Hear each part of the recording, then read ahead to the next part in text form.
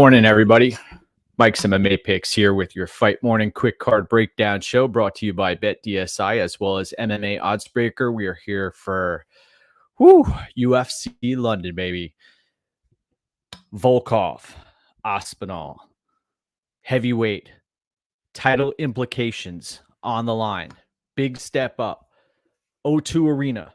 Packed crowd. 1:30 p.m. start. 7 out of 12 fights on this card are expected to end inside the distance. Let's kick things off with the first bout of the evening, of the day, where we have Muhammad Mokaev coming in as a minus 415 betting favorite, taking on a journeyman in Grundy-Amirkhani, who made the trip across the pond for this bout at 125 pounds. Both fighters made weight. Mokaev, only 21 years of age. Bright lights. Big city. Pretty ladies. Challenges at 21 years of age. Coming in here in his professional debut against a vet who hasn't been KO'd, but has wilted throughout the course of 15 minutes.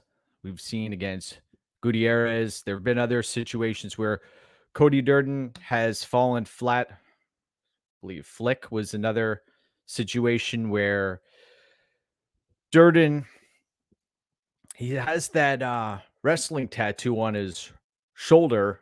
That's usually indicative of a strong grappling game. But Mokaev, Dagestani fighter out of England here, who will have the crowd behind him. I expect this to turn into a make or break situation at about the 4-minute mark of the fight. I think we'll see either Mokaev come in here and shine, or we'll see Durden start to wilt. So this is going to be make or break for both fighters. I'm going to be picking Mokaev. I do not like that minus 415 line, even in the minus 300s.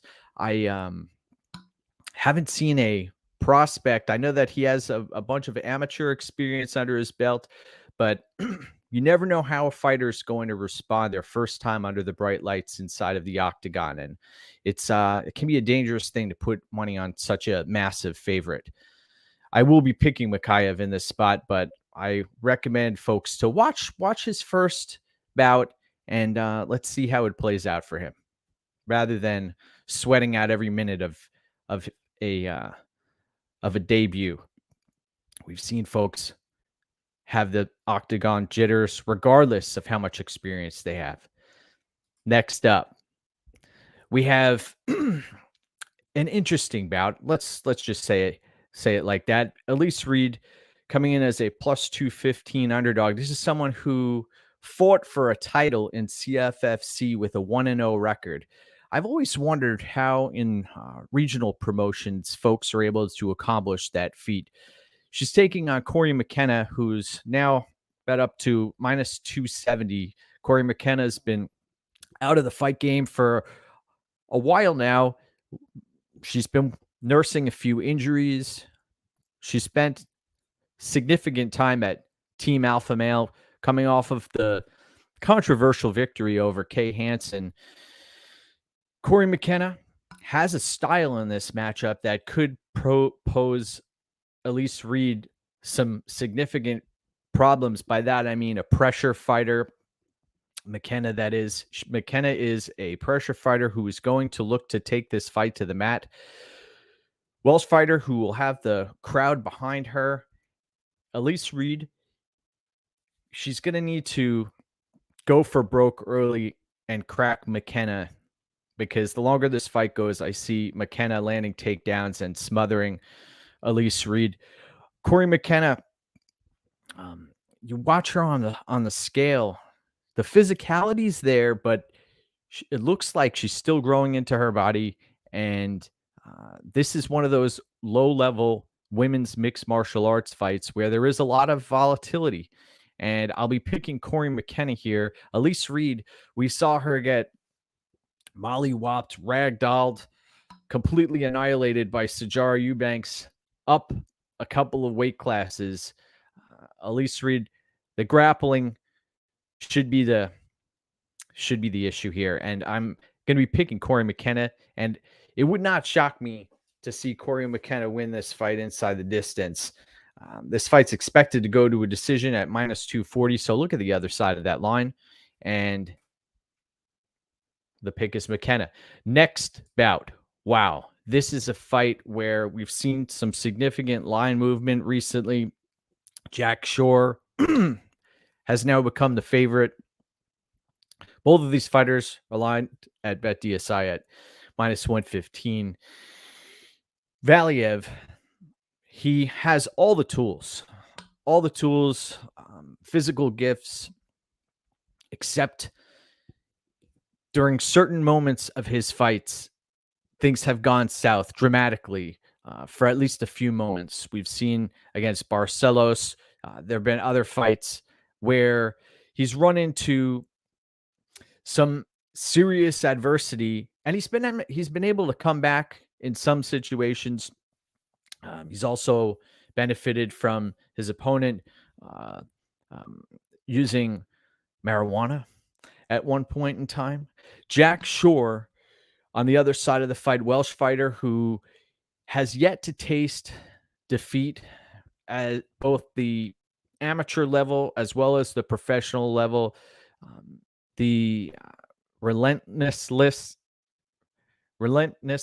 of Jack Shore, the tenacity.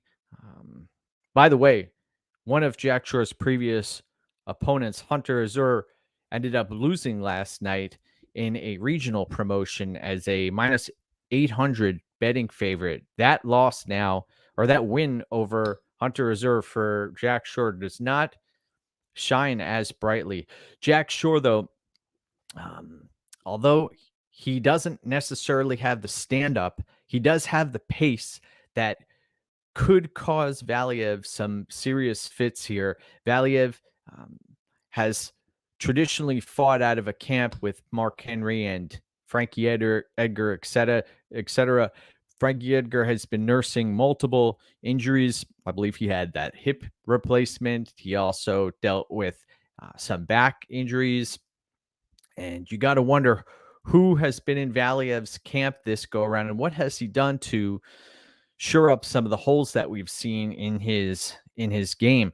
Now, this is one of those fights where I think that when the going gets tough, Jack Shore is going to rise up and show us what he's made of on the grand scale with a packed O2 arena. I think he's going to have the judges acknowledging his hard work, and I think he's going to end up pulling out a win here. The chain wrestling is one piece of the puzzle because Valiev can stifle that and put his own grappling to the test. But I think that the tenacity of Jack Shore is going to be a big difference maker in this specific spot. And I liked him as an underdog. I like him in this spot, and I'll be picking him to win. Next up, where we have a matchup with an interesting fight doesn't go the distance line.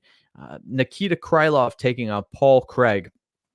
I tweeted out last night that both of these fighters, I believe only 17 times out of 55 professional combined fights, Krylov and Craig have seen a fight get past the first round. So both of these fighters, finishers by trade. Krylov has mixed in knockouts as well as submission victories. Paul Craig, primarily a submission artist. You have to be very careful if you are going to end up inside of his guard, as Jamal Hill learned the hard way, and many other fighters have as well. Magomed Ankalaev, who, by the way, I still consider the best light heavyweight fighter on the roster, fought a very tentative game plan against Thiago Santos last time out. Nikita Krylov, though, in this specific spot, has a big time advantage in the stand-up here. And Paul Craig, man, his stand-up, very herky-jerky. He's looking to grapple. He can't.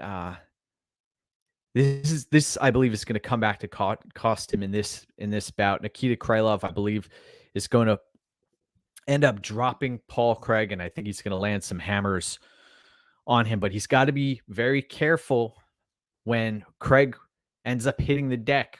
Is Krylov going to follow him into his guard? That is the question, because that may be what, well, we know that's what Paul Craig wants. Give me Nikita Krylov to win this inside the distance. And if you have a minus 200 fight doesn't go the distance line out there, look at the amount of finishes that these fighters have produced. Krylov, though, past few fights, we've seen him tone it down a little bit and not go for the kill. I think in this fight, he's going to be able to hurt Craig on the feet, and then he should go for the kill. So give me Krylov to win.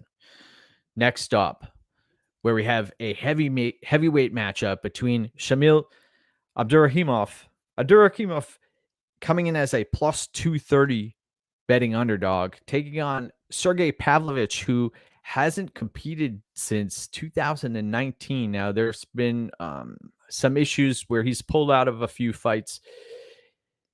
Man, he was matched up against Cyril Gane at one point. Should be counting his lucky stars that didn't come to fruition. Pavlovich now minus 295 at the betting window. Now, there's a lot of volatility as far as heavyweights go. Pavlovich, I have concerns if this fight ends up hitting the mat. We've seen against Alistair Overeem just how quickly Pavlovich was being taken out of his element. This is a fighter who, 29 years of age, could potentially have leveled up over the past 3 years that he's been outside of the octagon. So that is a real possibility. And Abdurakhimov, Daukaus was able to really bust him up. Same with Curtis Blades, who's really not known for his stand-up. And this is a fight where you have the heavyweight volatility, you have the long layoff, and I am not as excited to lay minus 295 on a fighter with that many question marks. Good morning, Morris. Great to see you. Welcome aboard. Grateful to be part of this. Grateful to be part of the fight game week in and week out. Grateful, dude. Welcome. Good to see you. Steven, good morning to you and yours. Wishing you a tremendous fight morning as we navigate the terrain here, breaking down every fight on this card. We are talking Sergey Pavlovich and Shamil Abdurakhimov. My pick is going to be Pavlovich, though in this spot, there are some serious question marks that will need to be answered. Beating Marcelo Gom isn't a huge feather in your cap at this stage in the game, and Abdurakhimov has proven he has the vet, well-rounded tactics up his sleeves. He is a vet, and at 40 years of age, he may have a little bit of action left in him. He's been TKO'd, I believe, 4 times in his professional career, so that is a possibility. But give me Pavlovich. I'm very cautiously making that pick, though. Now, this is a fight where sometimes I say I have it circled on my refrigerator. I've yet to do that, but I am infatuated in this specific matchup. Haven't pulled the trigger on a play here, though. I am eyeing up Mokaev-Durden as this line continues to move. He in this spot against Mike Grundy, I see this fight being close to evens. I got to be honest here. Mike Grundy is a fighter coming in as a minus 190 betting favorite here, coming off of a loss to Lando Venata, taking on Mokaev-Durden, who I've done so much research on him through the years. I remember digging deep when he was fighting Arnold Allen back in 2017. Very impressed with both Amirkhani's fights on the regional scene and then the explosiveness early against opponents. The physicality, he can outwork almost any opponent in the first round, in the first few minutes. Now, same can be said for Mike Grundy, who's been in there against some tough opponents, Evloev and others.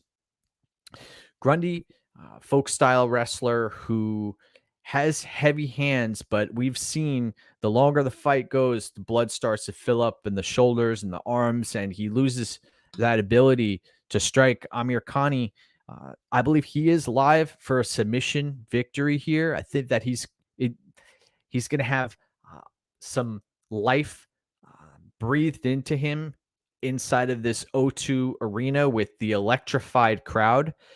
And there's so much on the line, so much to lose. The going is going to get tough early, and I believe that Mokaev-Durden is going to surprise a lot of folks here with a very, very competitive fight, and it would not surprise me to see Mokaev-Durden pull out a victory in this spot. Good morning, Jack. Great to see you. So I'm going to be picking Mokaev-Durden for the upset, and I will keep a close eye on this line as we get closer to fight time. If he can be had plus 160, plus 170, maybe worth a stab here.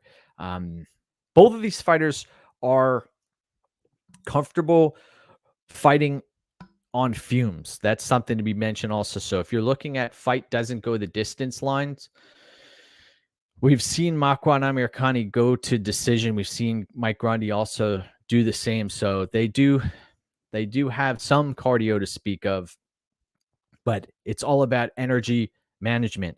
And both of these fighters can throw caution to the wind and empty their tanks very early. So give me Mokaev-Durden in that bout. And also look at that submission prop, by the way, for Amirkhani. Next up, where we have, this could be considered the people's main event, although I believe there's another fight up the card where we do have a legitimate people's main event. This fight, though, Jai Herbert taking on Topuria. Jai Herbert coming in as a plus 360 underdog. And this line, I mean, it has gotten a little bit out of control here at minus 535 for Topuria. I've seen it up in the minus 600s at some point. Topuria has fought at 135 pounds before, couldn't make weight at 145 pounds, and now he finds himself at lightweight with a massive reach disadvantage against a opponent who is towering over him. Jai Herbert, though, does not pose a tremendous grappling threat. Topuria's, in my eyes, he's one of those fighters who you can trust to come out guns blazing, a savage who says what he's going to do and then actually follows through with it inside of the octagon when he makes it to the cage. Herbert is susceptible to getting caught on the feet. And by caught, I mean, you watch that fight against Reed-McKenna. I'm not sure if it's because he's just such a lanky opponent. Also against Trinaldo, the way he was completely obliterated, both devastating finishes. And Herbert, in this spot, I was thinking about what is his game plan? What is his path to victory? His path to victory is going to be to try to extend Topuria. I think if he goes into the fire with him, that is a dangerous game to play. Topuria may potentially be looking to take this fight to the mat quickly and then lock up his submission. I see that potentially playing out. Topuria opened at minus 175 inside the distance. And I think that was one of the plays folks should have looked at. This fight, the longer it goes, if Herbert gets extended, he does become live. If this hits the third round, Herbert can crack. And Topuria, although we haven't necessarily seen that much fight footage of him, to be honest.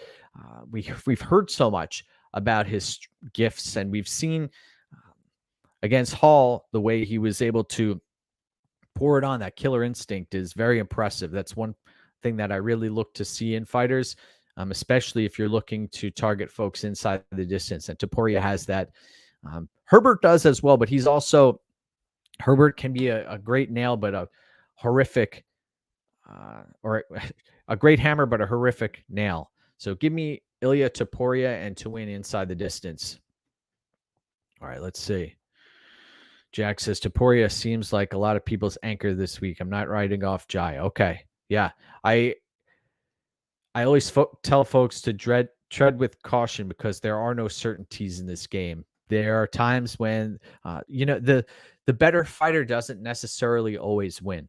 And moving up a weight class or down a weight class, that doesn't come without any type of consequence. There typically is a consequence, and we will get into that as we move our way up this card. Let's chat a little bit about Molly McCann against Luana Carolina. Carolina coming in as a plus 110 underdog. This is a fight that is very closely lined, and you watch the fight footage, and Molly McCann, besides the aggressiveness and the toughness, she and sometimes she's been able to have some success via boxing, and I think that's due in part to her willingness to take punches to the face. We've seen in many bouts she swells up, she's taking heavy punishment. Her lack of a ground game has been cause for concern in many bouts.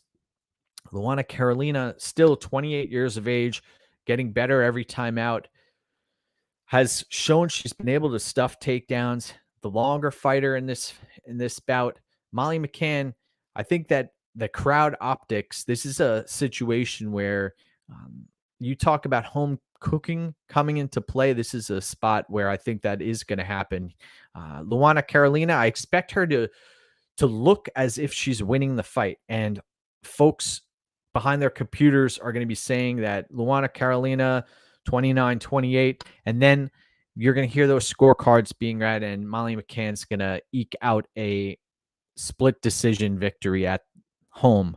And that's all I have to say about that fight. I really think that it's going to be a close, competitive fight. I think that you look at the fight goes the distance line hovering around the minus 350s or so. I think that's an accurate assessment of what's going to play out. I see both of these fighters lasting it to the final bell, and McCann getting her hand raised in what many will be considered a controversial victory. Next up, we have another fighter who's coming back off of a long layoff and multiple rib injuries. If you listened to the Ariel Helwani interview with Gunnar Nelson, you saw that or heard that he had sustained some multiple rib injuries that kept him out of action for years. He was able to put in a fight camp and was hurt, and he's coming in at a minus 475 betting favorite against Takashi Sato, who can crack, has the ability to land a knockout blow. Although he possesses 75% takedown defense, I haven't necessarily liked what I've seen out of Takashi Sato. He can be taken down, and once he's taken down, he has a tough time getting back to his feet. Bilal Muhammad was able to exploit that, and I have minimal doubt that Gunnar Nelson will have trouble in this spot. I'm very cautious, though, in some regards, because the long layoff, the injuries for Gunnar Nelson are real. That literally kept him out of action for years. So, as well as COVID. Gunnar Nelson, you looked at the inside the distance line. I believe at some points it was in the minus 130s. You look at the submission prop in the minus 110s, 125-ish. I believe in situations like this, you'd be better off going with inside the distance. you're paying an extra 15, 20 cents, but that covers you in case there's a TKO or KO victory in this spot. We've seen that happen many times. There was an Impa Kasanganay fight about a year or so ago where we saw a lot of folks on the submission prop or the TKO prop, and he ended up winning the fight by submission, I believe. And that costs a lot of folks in that spot. So targeting the inside the distance line traditionally has been a better approach. In this spot, I'll be picking Gunnar Nelson. I'll be picking him to get it done inside the distance. And Takashi Sato, he fooled us on the Twitterverse where he originally posted that he was dying from the weight cut, and then about 15 minutes later, he tweeted out another tweet, basically saying, "Gotcha, I'm just joshing with you." But Gunnar Nelson in this spot, I think that he is a cerebral fighter who, if the rib injuries don't come back to haunt him, Gunnar Nelson should win this fight.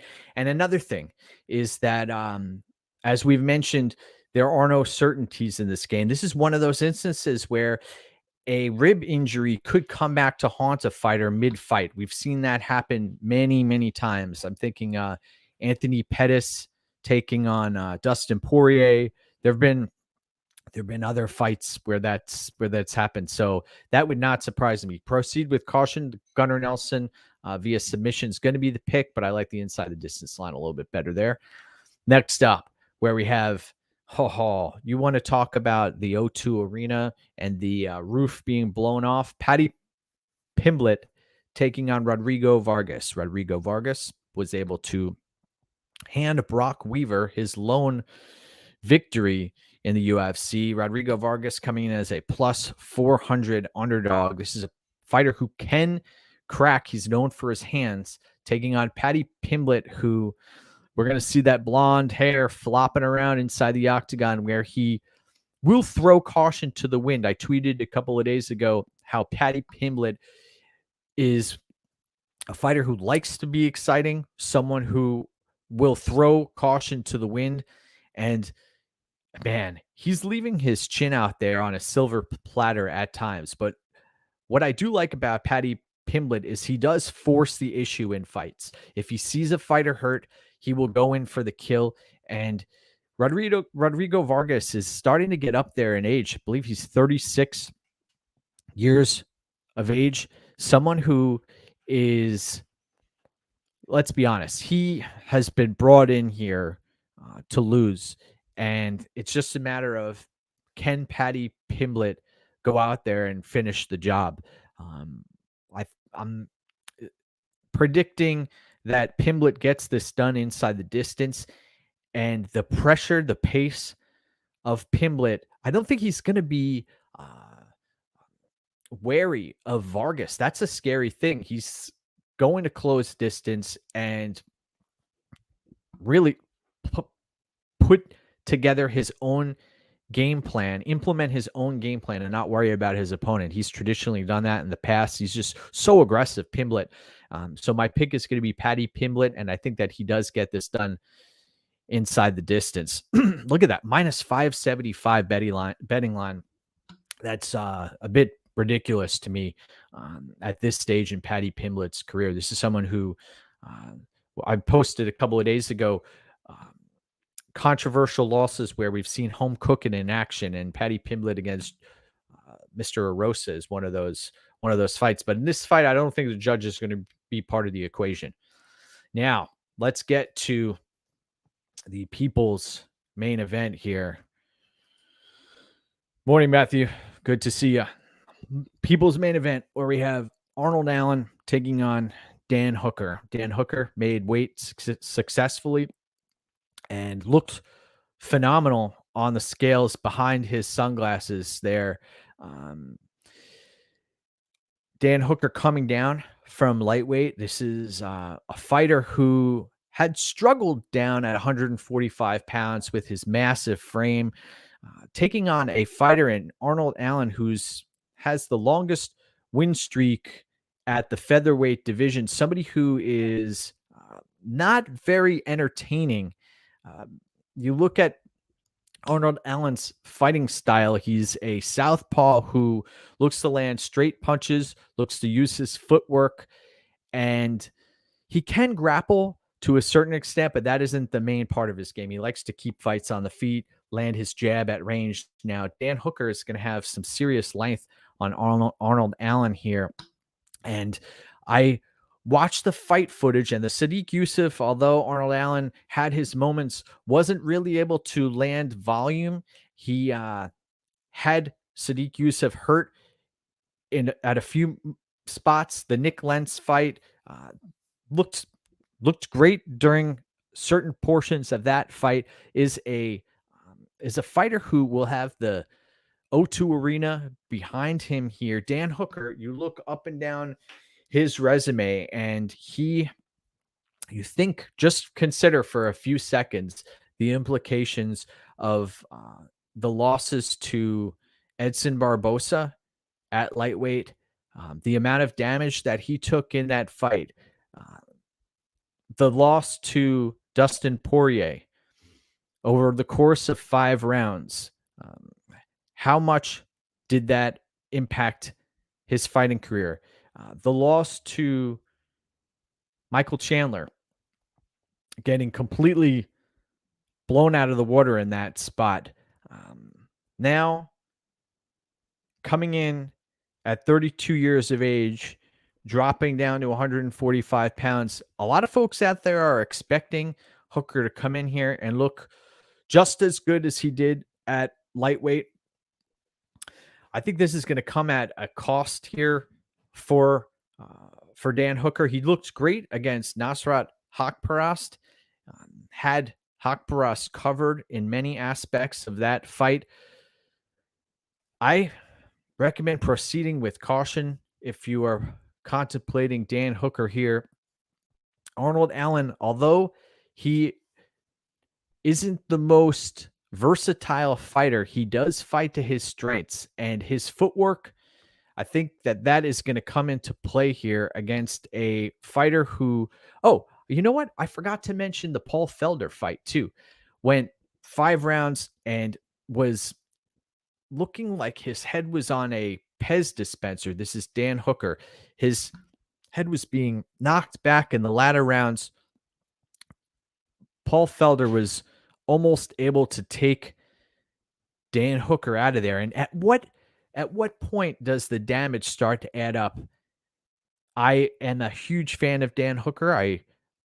His fighting style is very entertaining to the eye. He will gut it out until the final bell if he's managed to stay conscious.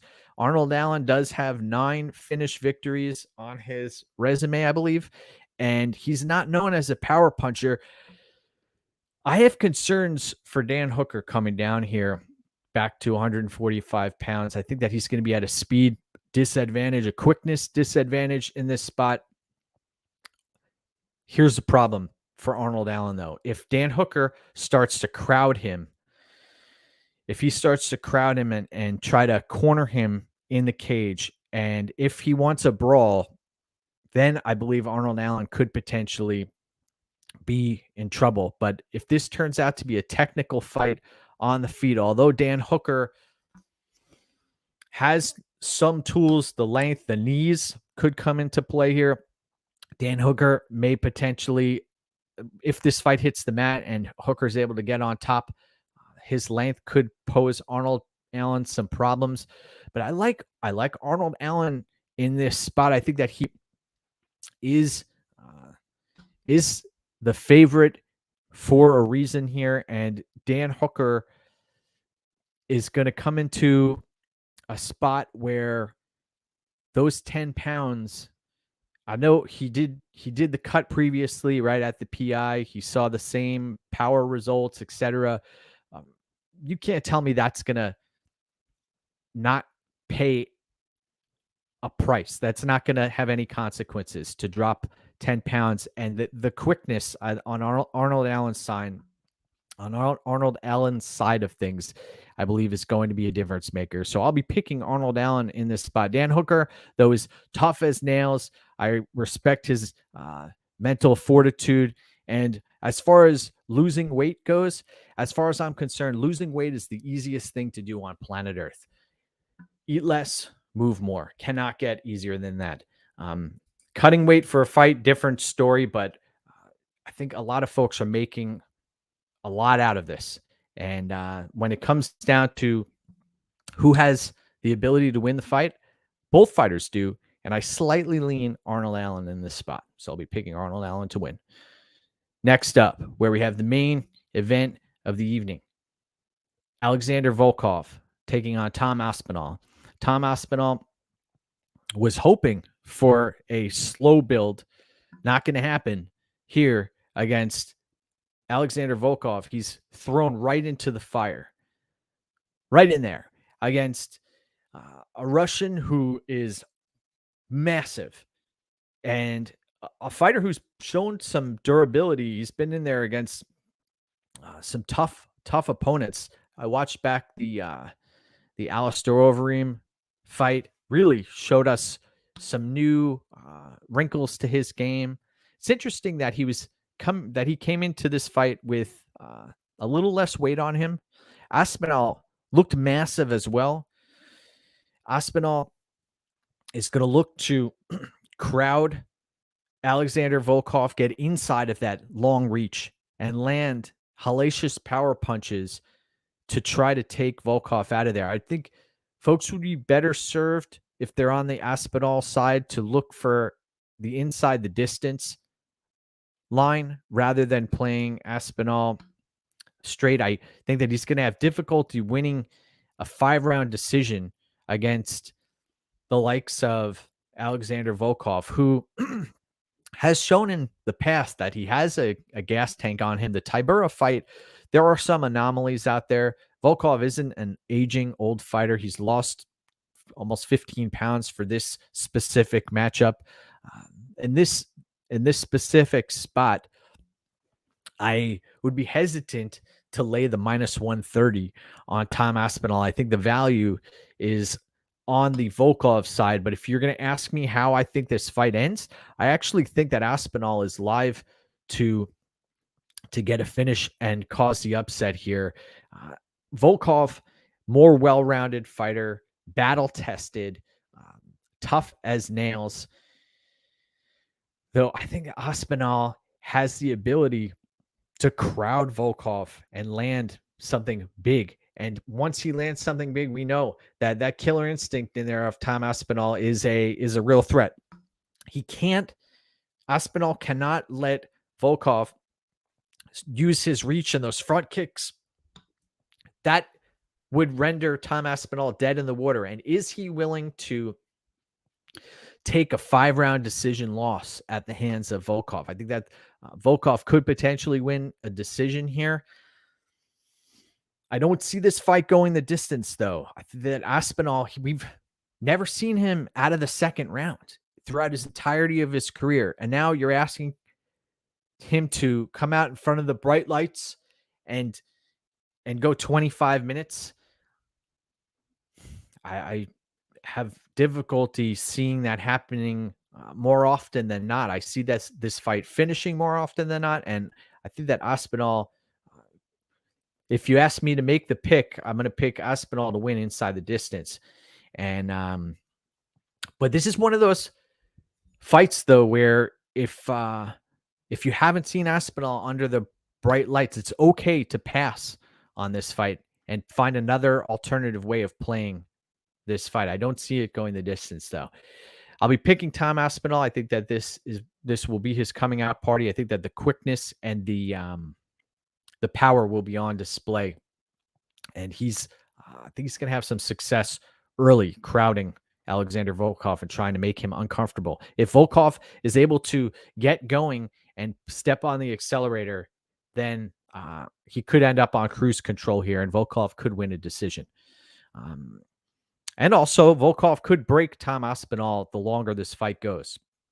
But give me Aspinall. I want to thank everybody for tuning in here on this fight morning where we are ready to roll We are tracked over at betmma.tips. We've got plays up at MMAOddsbreaker Premium. Thank you, everybody, for the continued support as we've been a third-party tracked proven winner for many years now, and we're going to get back at it again today. So cheers to everybody. Let's do this. Thanks to BetDSI as well as MMA Oddsbreaker. And let's go. Your time. Let's do this.